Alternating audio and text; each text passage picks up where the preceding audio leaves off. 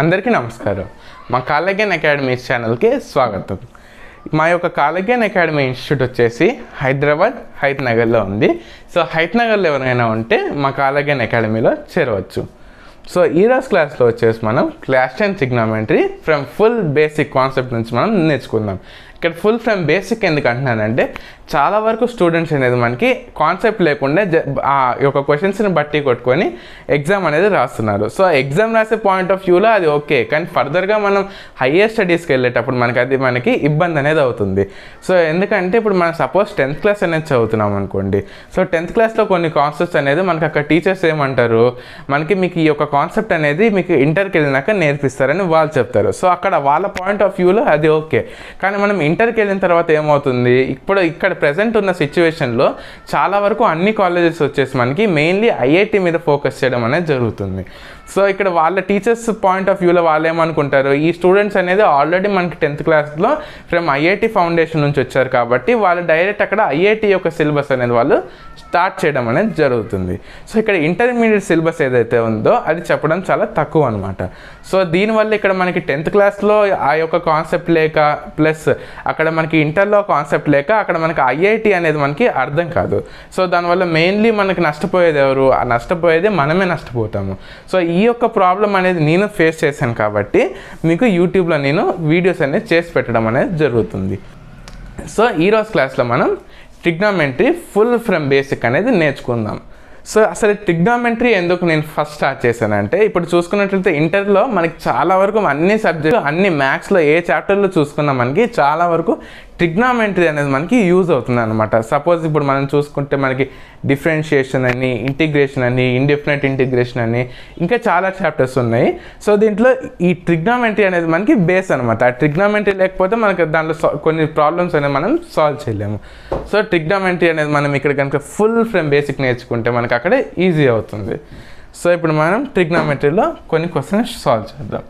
So ఇక్కడ ఇచ్చిన question ఏంటిది, is it right to say that sin a plus b is equals to sin a plus sin b? Just for your answer.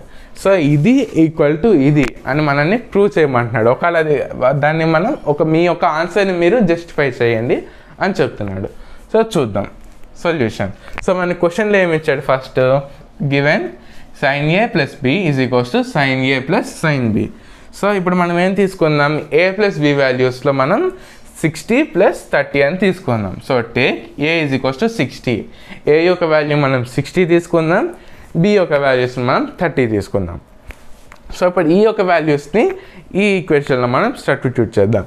So ఏమవుతుంది, sin 60 + 30 equals to, మళ్ళీ ఇక్కడ కూడా substitute చేస్తే sin 60 + sin 30.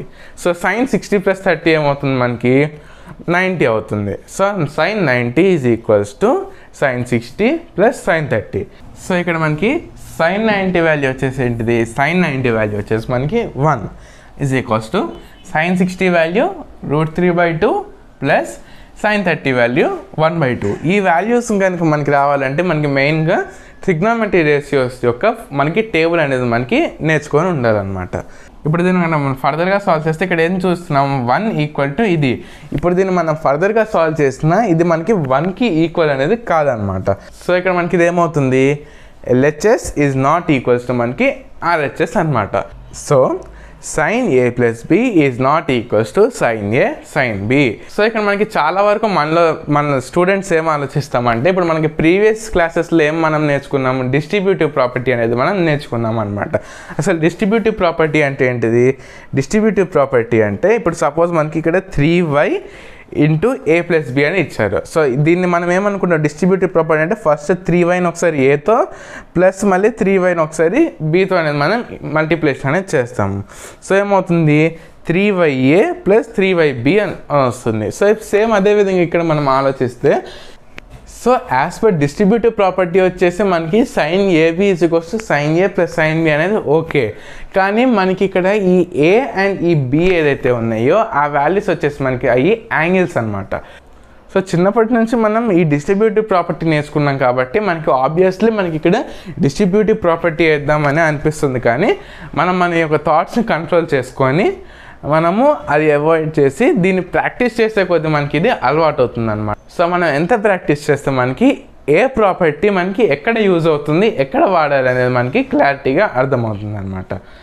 So మీకు ఫర్దర్గా ఏమన్నా డౌట్లు కనుక ఉంటే మా కింద ఇచ్చిన ఈ వాట్సాప్ నెంబర్కి వాట్సాప్ చేయండి. అగైన్ అకాడమీ ఛానల్ కనుక మీకు నచ్చినట్లయితే లైక్ చేసి, షేర్ చేసి, సబ్స్క్రైబ్ చేసుకోండి. Thank you.